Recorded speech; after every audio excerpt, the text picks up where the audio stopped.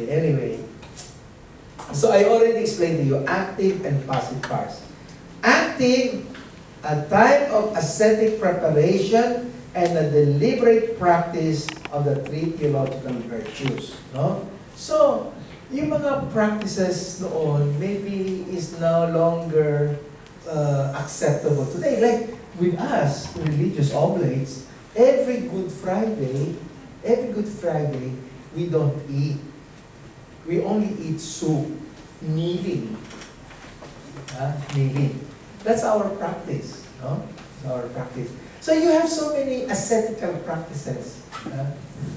But maybe today, like yung fasting before communion, di ba? Ngayon, hindi na masyadong ina-observe. But those things made sense then because, they have a purpose. It's an active participation, trying to control the body, and you look at the Buddhists, for example. One time we had a priest from India, and I asked him, please train our seminarians on the Buddhist discipline, because the Buddhists are really disciplined when they pray. They're very, very disciplined. And we Catholics have lost that. So he made all of them sit. You know how the Buddhists sit, no? Facing the wall. And they have to have a straight body. And he goes around, anybody who looks at it, he whips. Because the spirit and the body are related. If you cannot control the body, how can you control the spirit? Isn't it? I keep telling that to our seminarians. How you sit in the chapel says something about the way you discipline your spirit. Kung nakaganon ka maupo, paano ka mapagdadasal na gano'n? That's also the reason why the benches are hard and straight. Ngayon masyado nang komportable yung mga chapel. Mga churches, sobrang malambot na yung mga naka-incline na gano'n. Before, it was just straight. Because you need to discipline the body. It was all part of the active discipline. Like when I was studying in Italy, at the Gregorian University, which is a Jesuit school, our seats there are really hardwood straight. It's like an LST soft chair. Nice table. No, our table is just like that. You have to write, and the chairs are really hardwood. And of course now life is becoming too comfortable. When our spirituality becomes too comfortable, we have to question that. But on our own, we have to practice some discipline, mortification, things like that. It's necessary to discipline the body and the spirit. So active night of the senses. Either we describe, and earlier we said, beginners are good people. They are dedicated to God, dedicated to prayer, dedicated to religious practices, and most of you are like that. Okay? You have your own devotions. You have your own novenas. You pray the rosary. You go to church. Beginner's spiritual life is focused on the senses. That's why John of the Cross calls that life of sense. So your statues, novenas, Bible, rosary, pilgrimages, yung nakaluhod lumalakad, all sense, life of sense. Okay.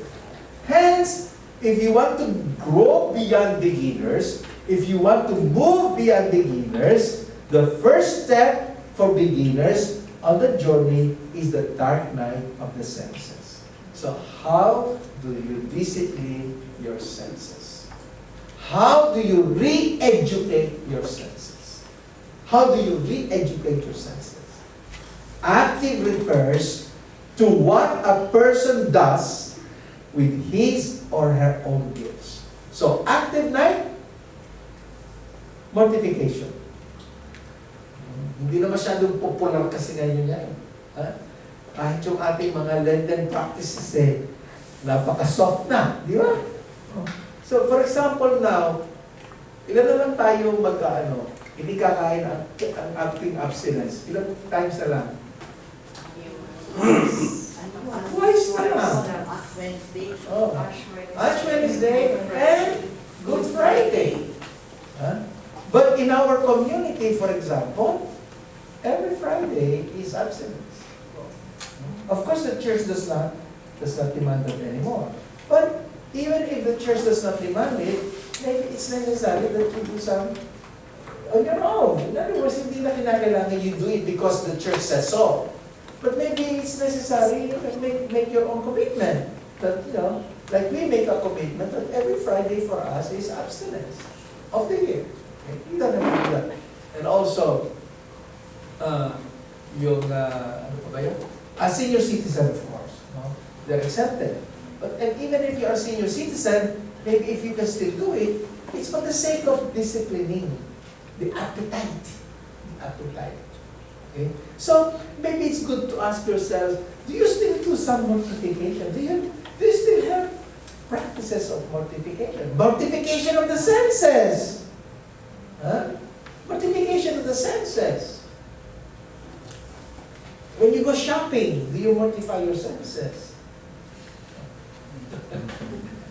Mahirap siguro pag-mortify ng senses pagka nasa Shangri-La Mall. No?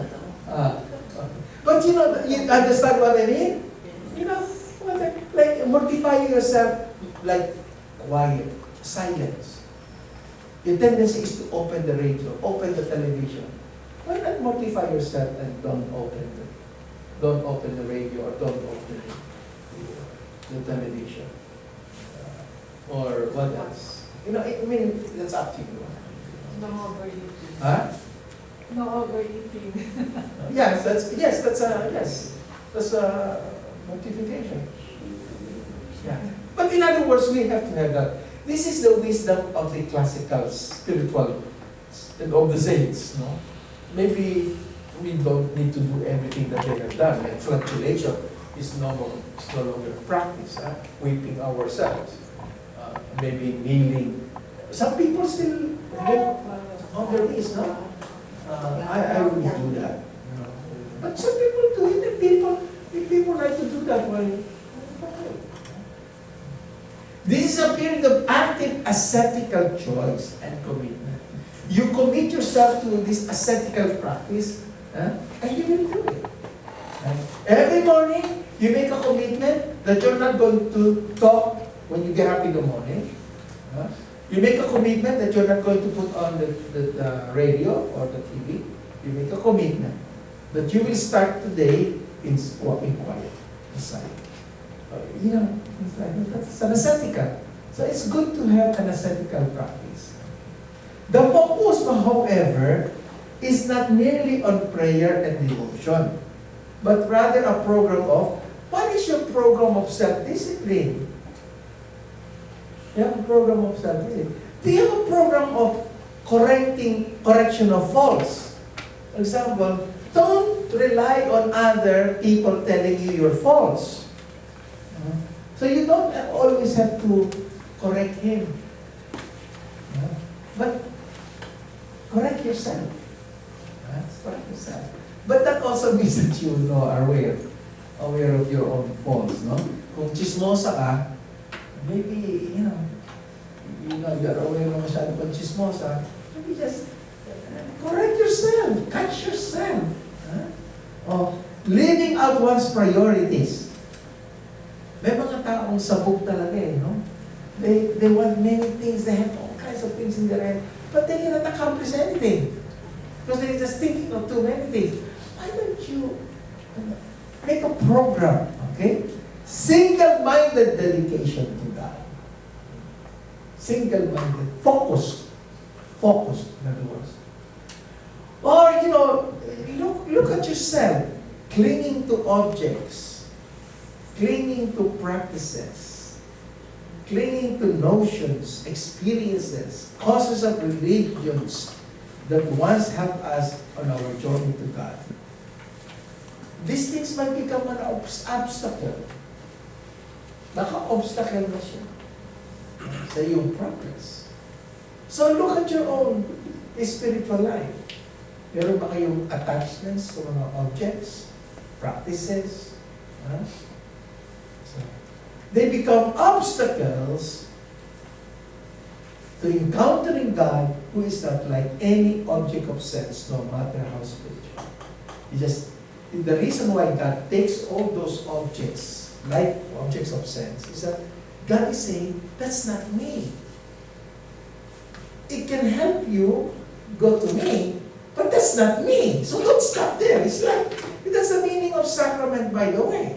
A sacrament is like, there is an arrow that says, school. But that's not the school. The school is there. That's why the arrow is pointing there. But you might mistake and stand there. Huh? And hope the teacher will come out of that arrow. No, it's just pointing to. So don't stop there. So it's the same thing with our religious practices, with our devotions, with our statues. Don't stop there. It's really leading you to God. That's why remember Jesus, when He multiplied the loaves, the people started running after Him. And He says, oh, this guy is going to multiply loaves. You don't have to work anymore. He's just going to give us bread every day. So we don't need to work. And so Jesus ran away from them. But they ran after Him. And then they caught up with Him. And what did Jesus say? I know why you're after me. Because you're thinking of your stomach. They stop on the bread. They stop on the bread. But the bread is just a sign of who Jesus is. Of the real bread. Not the pandesal. Of the real bread, who is Jesus Christ.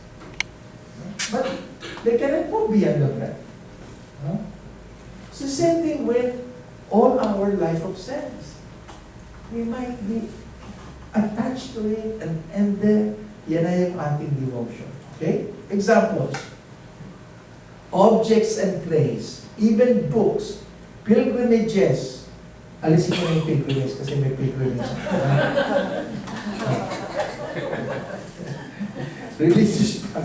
Religious people. Some people can be attached to religious people. Yan ang dangerous yan, di ba? Yan tendency yan ng mga tao din. They get attached to a priest. Pagka napalitan yung parish priest, wala na. Di ba? That happens often. They get attached to their parish priest. Mag-take over, nahihirapan na mag-take over. Kasi ayaw na siya ng mga... So, we can get favorite prayers, devotions to saints, spiritual directors, media personalities. So, media personalities. While they are good, see? While they are good in themselves and often helpful, I'm not saying that they are useless. I hope you're not getting that impression that I'm saying that all these things are useless and that tonight you will throw all those statues out of the window. Magiging born again tayo lahat ito. I'm not saying that they are useless. They are good. And they are often helpful. But people can be attached to them. People can be attached to them. When a person has an inordinate attachment, beautiful phrase of Ignatius of Loyola, inordinate attachment, disordered attachment to an object of sense, physical or even spiritual, okay? Absolutizing it and seeing it as an end in itself. Such a person can never give self totally to God. How can you give yourself totally to God? And you have given yourself totally already to that statue. Do you follow? Very important. Okay? Such attachments, whereas torments, darkens, defiles, and weakens one's single-minded commitment to God. Now you can understand why you must, in darker night, if the dark night of the Spirit is really painful, because everything will be erased by God. Your knowledge of God, akala mo, ulala mo lang Diyos. God will delete everything. yung mga memories mo, good memories mo, your mga spiritual consolations mo, God will take them all away. Because now, if you ever reach that point, which is total darkness, God is preparing you for Himself. Yun ang totoo. Hindi na reflection or a part of God Himself. Okay? So the active night seeks a re-education of sense.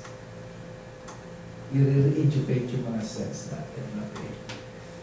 John's advice is clear and practical. Imitate Christ in the daily decisions of life. Practice moderation in the exercise of the external senses. Avoid excess novelty, new sensation, and experiences. Huwag magpadala sa what is novel, what is new. Mortify the senses. Mortify the senses. That's why the young man, the story in Mark chapter 10 is very important. That's a very good example of the beginner. That man grew up doing everything, very, very religious. As he himself claimed, he goes to the temple always praying. He has done everything, follows the commandment. And then he asks Jesus, what more do I need to do to have eternal life? But that's the question. What is he saying? He's saying, give me some more things to do. Give me some more novenas. Give me some more religious things to do. That man is not only materially rich, that man is spiritually rich. And what did Jesus say? Get rid of all those. Come and follow me. In the end, the only thing that Jesus asks is, if you really want, he says, get rid of all of those things and have a relationship with me. Because that's the only thing that is important. A friendship with Jesus. And that friendship will enable that young man to do things that he never even imagined he could do. But what happened in the story? The young man left sad. He could not accept Jesus' invitation. So be suspicious of the easy and comfortable. Seek what is most difficult, especially regarding charity to others. The simple thing, for example, how difficult it is to bear with somebody in your house whom you cannot stand. Huh? Do you have somebody in your house who annoys you all the time? Maybe your husband. Or your own kasambahay. How do you deal with that? Practice. But you might say, so difficult. But that's exactly, maybe practice your patience there.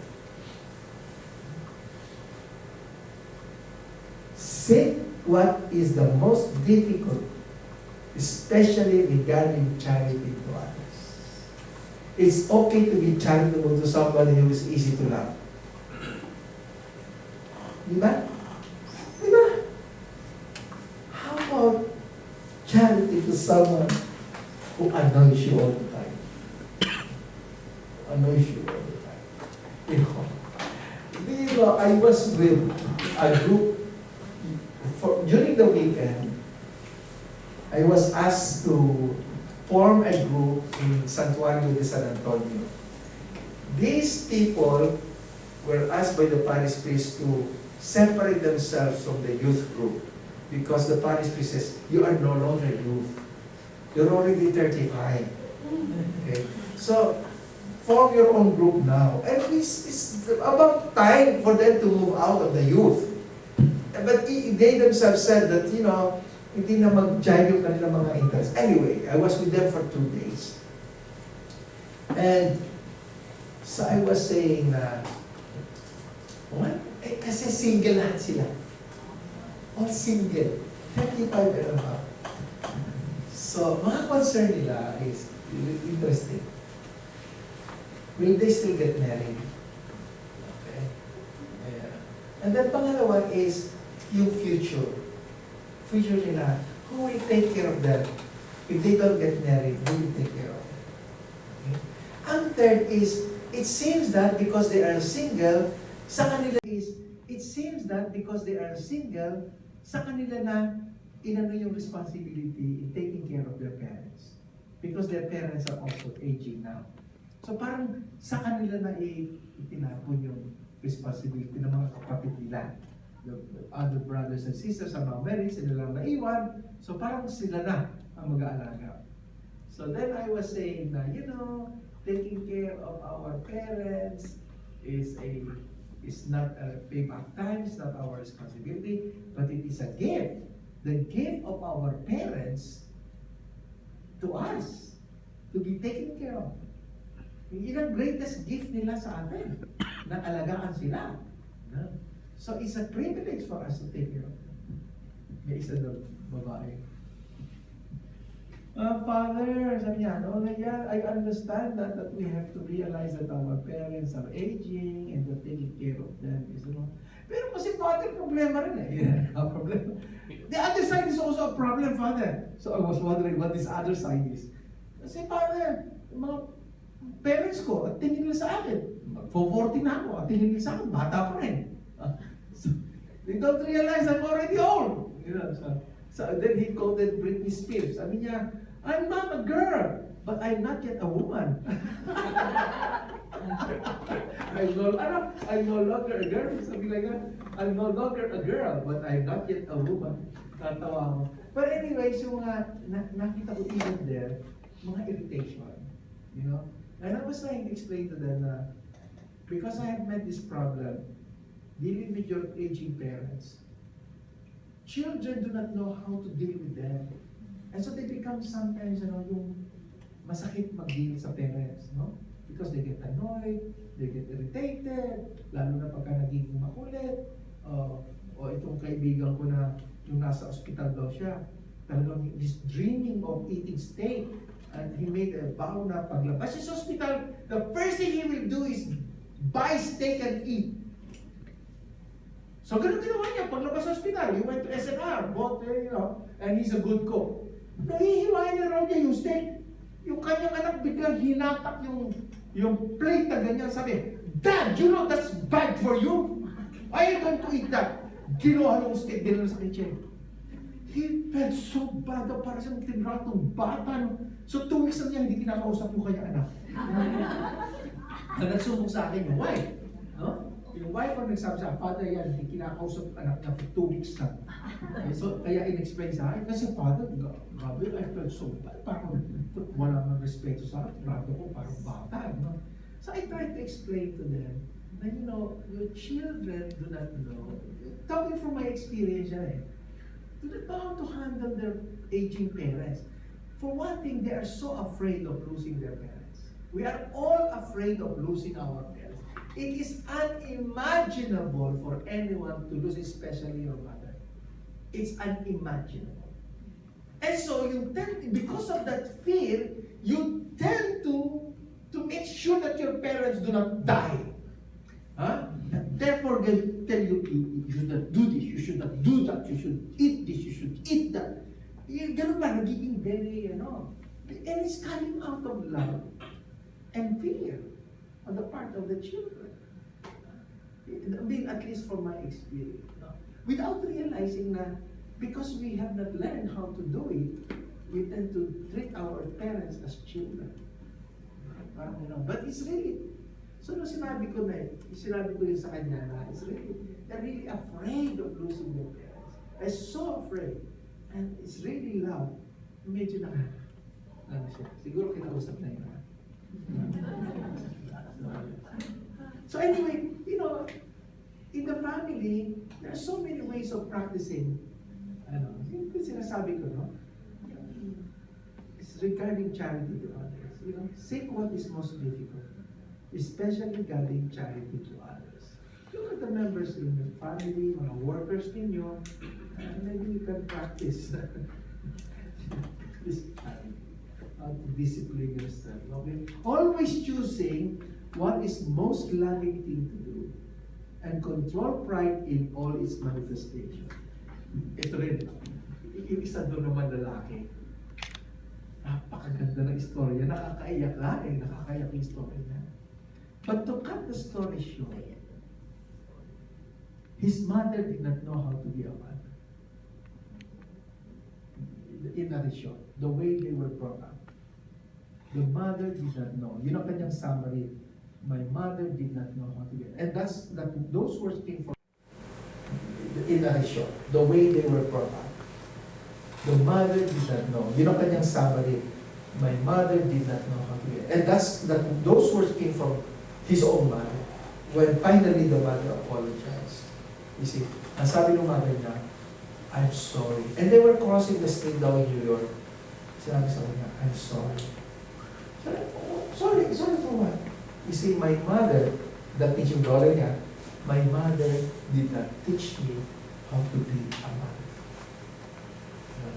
So, yung story kasi, very moving na siya. Pero ngayon, siya naman ang nagsusuporta at nag-aalaga sa nanay niya. Siya lalaki. Siya ang mag-alaga.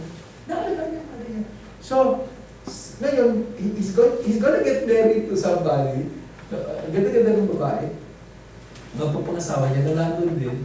And sabi niya, pag nagko-complain daw itong girlfriend niya about her mother, ina-advise niya yung mother niya, pagka nagko-complain yung mother mo, nagsasalita, yakapin mo.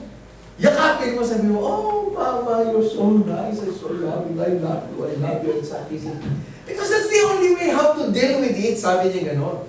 Yeah, just love them. Sabi niya, just love them kahit na galit sa iyo, no?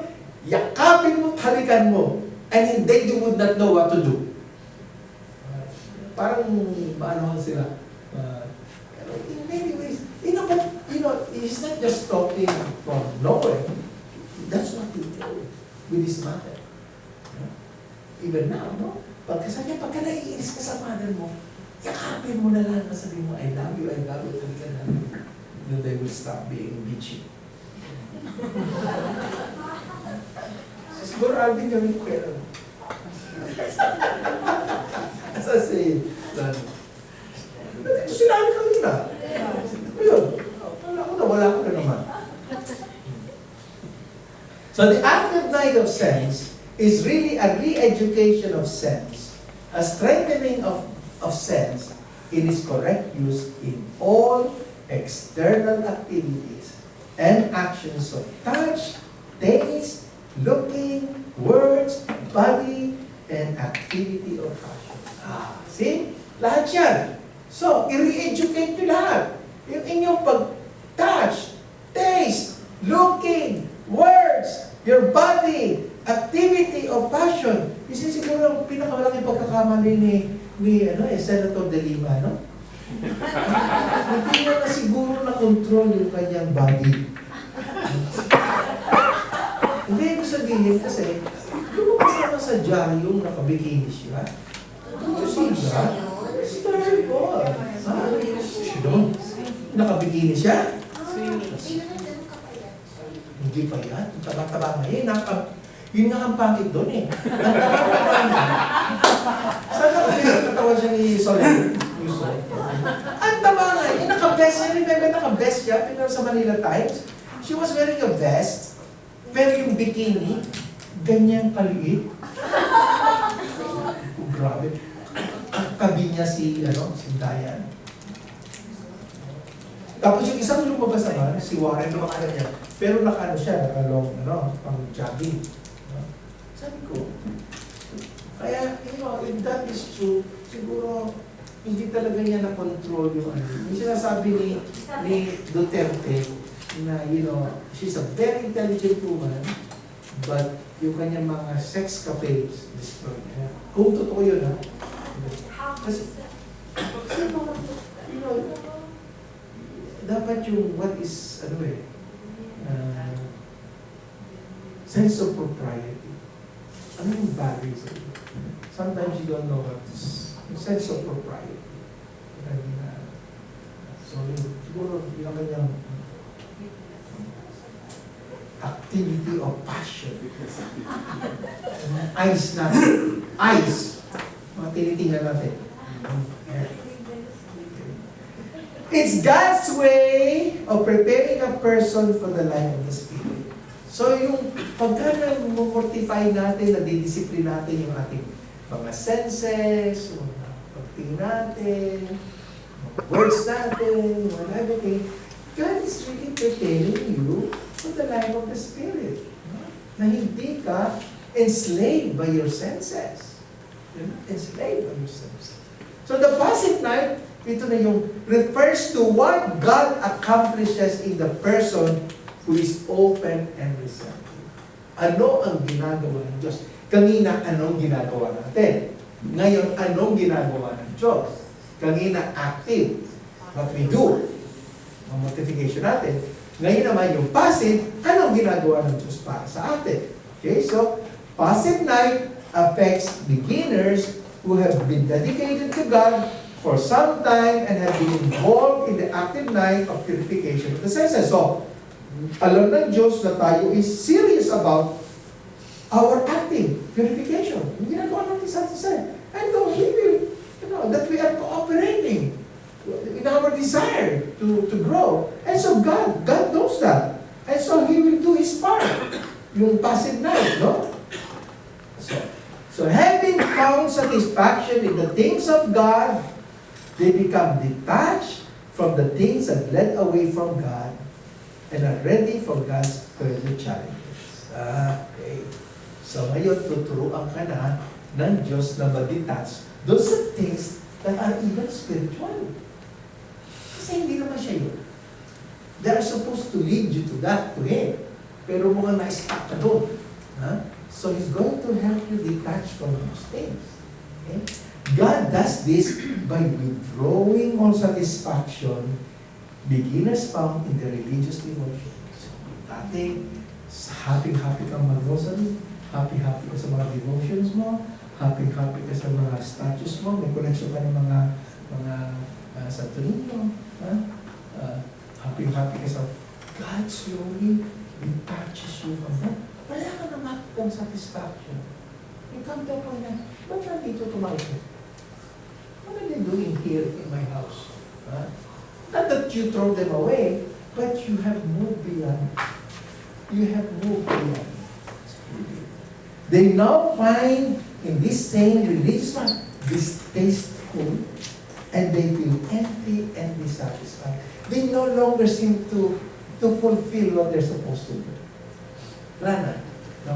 Distaste.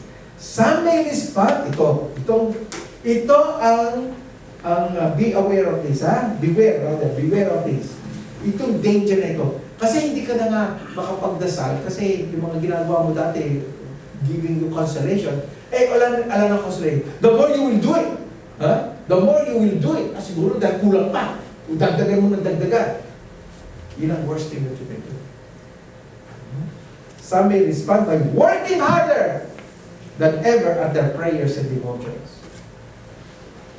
We often want ourselves more than we want God. So, in other words, instead of wanting God, you begin to want yung mga devotions mo. By clinging to our views of religion. So, 3 signs, ito na, malapit na matapos. 3 signs that when simultaneously present, indicate that a person is entering the passive night of the sense. 3 things. Pagka sabay-sabay na nangyari ito sa inyo, ibig sabihin, pumapasok na kayo sa passive night. Nasa night na kayo, ginagawa nyo na yung dapat yung gawin, mortification and self-discipline, but now you are entering into the passive night, you can see that God is doing His work now. Ano first? They cease to find any consolation. You cease to find any consolation either in creatures or things of God. From things of God. Yung mga devotions nyo. Yung mga iba't mga creatures na si Father. Dati sinasanto nyo si Father. Iniidolo nyo si Father. Si Ba, yung mga ganon, mga things of God. Huwag diyang parang hindi na. Nagkakaroon na kayo ng konting distance. Okay. Second, important second, they feel the pain and they lack service to God. Parang ang call is not so much devotions and prayers and more novenas but service to God. Service to God. Are you involved in, helping the poor or things like that? Service to God. Anong service to God yung ginagawa? You can be praying novenas every day, but are you involved in any service? Diba? I always say you can recite the creed 100 times a day. It doesn't make you more faithful or trusting. Third, ito, very important one. They no longer meditate as before and have no desire to apply their imagination to formal discursive prayer. In other words, parang, di ba karamihan sa atin, dasal natin yung salita? Ha? Tayo yung salita sa Diyos. Ha? Makingay tayo, di ba? Pagdasal? Okay? Parang nawawala yun. Parang rather be beginning to just be quiet. Worthless. Parang gusto mo lang maupo at maging quiet. Do you follow? And in fact, I would say that most of you here should be at this stage now. We call that contemplation. We call that contemplation. You are doing less discursive prayer, less meditation using imagination, but just being quiet. Rather find that in quiet, loving attention to you. You can just sit in your room in silence. You can just sit in the church in silence without reciting any prayer, without any devotion or rosary. Just wala pa kayo doon, wala pa kayo. Yeah. So, but maybe age really is not really a factor there. Some people are young and are already moving now. But you can be washing dishes. I always say you can be washing dishes in quiet and just be quiet and attentive to what you're doing. Ito pala sinasabi ko sa isang grupo. Mindfulness is the meaning of contemplation. You know what you're doing. People who are not mindful and therefore mindless tend to make noise. For example, if you are mindful, you stir coffee maingay. Kasi hindi mo iniisip na nag-i-stir ka ng coffee. Ha? Kaya maingay ka. Pero if you are mindful of what you're doing, you tend to do it very slowly and noise. If you are mindful, alam mong nag-i-stir ka ng coffee. If you are not mindful, you get up from the chair, pull the chair, you make noise. If you are mindful, you stand up and able to move the chair and put it back without making noise. Because you are mindful. May sabi nung isang Buddhist, tinanong siya ni Thomas Merton, how do you, in your tradition, form contemplatives? Nakakatawa yung sagot ng Buddhismo. Unless you can close the door quietly, you cannot be a monk. You cannot be a contemplative. Closing the door quietly. If you are not mindful, di ba? Bang! Di ba? Kasi hindi mo iniisip eh. But if you are mindful, you always hold the door and close it. Because you are mindful. So, just watch yourself in a day at home. See, that we should all be there now. In our prayer life. Mindful.